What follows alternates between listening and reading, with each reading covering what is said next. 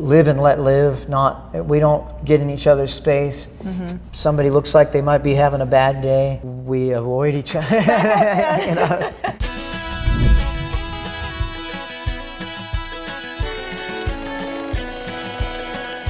Thank you so much for sitting down with us. Of course. This is such an honor. I'm such a huge fan of your music. We've been a band 10 years in January and done 200 plus shows a year for that long. But Promise of the Real I consider to be, I mean, they're like my crazy horse. They're like there's nothing like the camaraderie that we have together. We're brothers, and we have a telepathy together. We've been on a pretty grueling touring schedule. So grueling is an understatement. Y'all have seen so many places. What's that been like? You know, I grew up that way, and so I actually sort of prefer it that way, where I'm always on the road, always moving. I tend to get a little bit antsy when I'm stuck in one place for very long.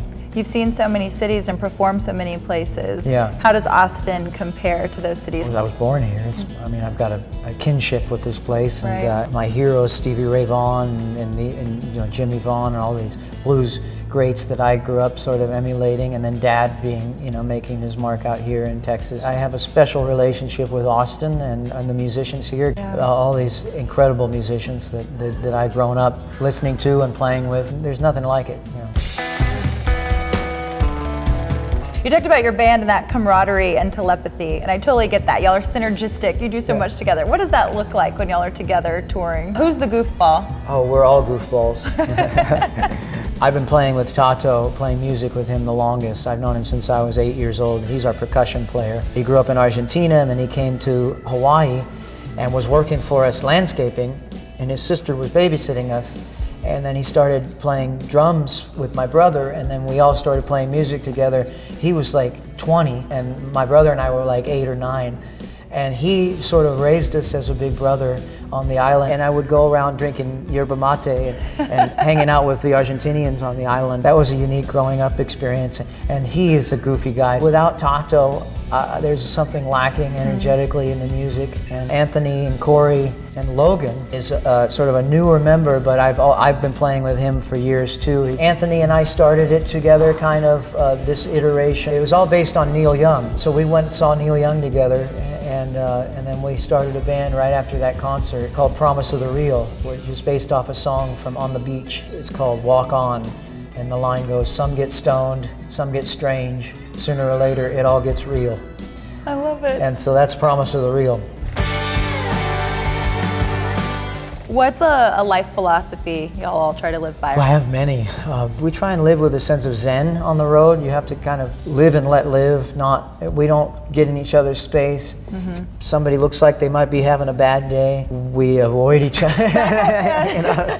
But we're all pretty mellow people on the road. I learned from Dad too, because he's been on the road for 70 years. Like, you know, it really is just surrounding yourself with calm, mellow people, and that creates longevity. Speaking of your dad, when you're putting an album together like this last one, what does that look like? Do you reach out to him for feedback as you're bringing those songs to life? At this point, we'll record it, and then if something like screams for him on it, I'll say, well, we'd love to have you on it. Like just outside of Austin, I really felt like Aunt Bobby and Dad both should be on that record. And so she played piano, and he played a little guitar solo in the middle of that song for the record. And I love his feedback. He's pretty stoked on it, which is great. I'm excited to play for him, because these days I kind of know what he'll like. What about Let Go of Your Plans? That song is so beautiful, and there's so much wisdom in it. Is that derived from your own experiences? Yeah, I wrote that song at a hotel for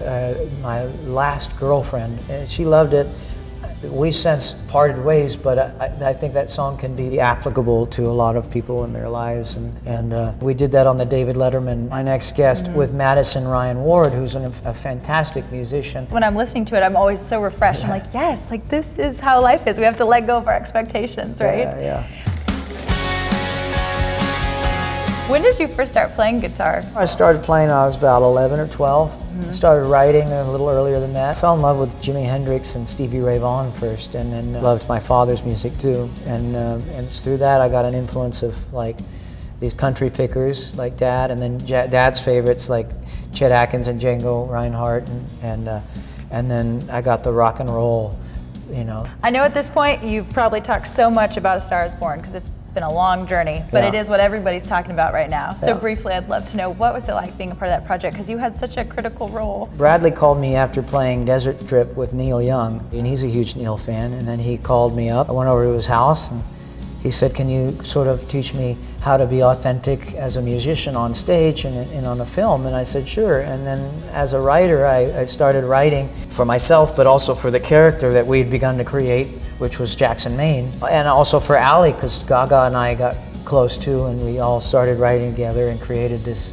sort of momentum together. I ended up bringing Promise of the Real into the mix at a certain point because it sort of all fit. You know, it was part of the cosmic unfolding Right. of the movie. I don't think it could have been any better. You know. What a fantastic experience. So when you see it come to life on the big screen, how did it make you feel? You don't know how good something's going to be when you're doing it. You just Right. know that you're doing your best. I was really blown away with the editing and the pacing and Bradley's first time directing, singing and playing and acting. So when I sat down the first time at the Toronto Film Festival and watched it, I was blown away. Yeah. I thought it was incredible. I mean, I get notes from people like on social media and they say, this movie actually touched me and changed me. That's what real art's supposed to do.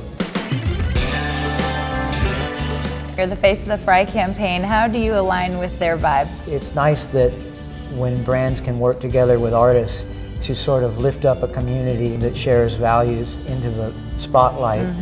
You know, we can all help each other in that way. Yeah, and then you can really get behind it Yeah, and believe in it. absolutely, yeah. And you can look good while you do it, Yeah. because Frye's stylish. Yeah, very stylish. We're gonna do a quick little round of let's get to know Lukas, okay? So I'm just gonna, are you okay with that? Oh yeah. Okay. I'm just gonna give you a few sentences and you just finish them, okay? Oh, God. They're gonna be easy. Okay. I'm happiest when? I'm happiest when I'm playing music with my family on the road. Finish this sentence. Austin, Texas is? Austin, Texas is my home. It's my source of inspiration, sort of musically. I feel most myself when? I feel most myself when I'm on stage, I think. That's where I feel like I'm the least awkward. Which is the opposite of what most people say. Yeah. My favorite Willie Nelson song is? Oh, that's too hard. I don't have a favorite. Crazy is obviously just a brilliant song. Hands on the Wheel is a great song that I love. Or if I lived in one climate for the rest of my life, it would be? Tropical. The Houston Astros are? A great team. My go-to social media outlet is? Instagram. If I could have one meal for the rest of my life, it would be? Whoa. Probably avocado toast. That's a winner. Music is?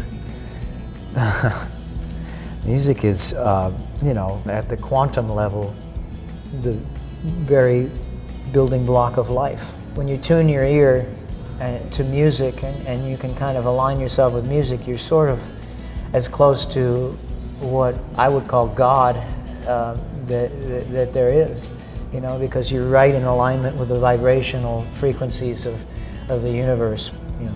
That's beautiful. Thank you for sharing You're that with welcome. us. Of Thank you course. for your time. Absolutely.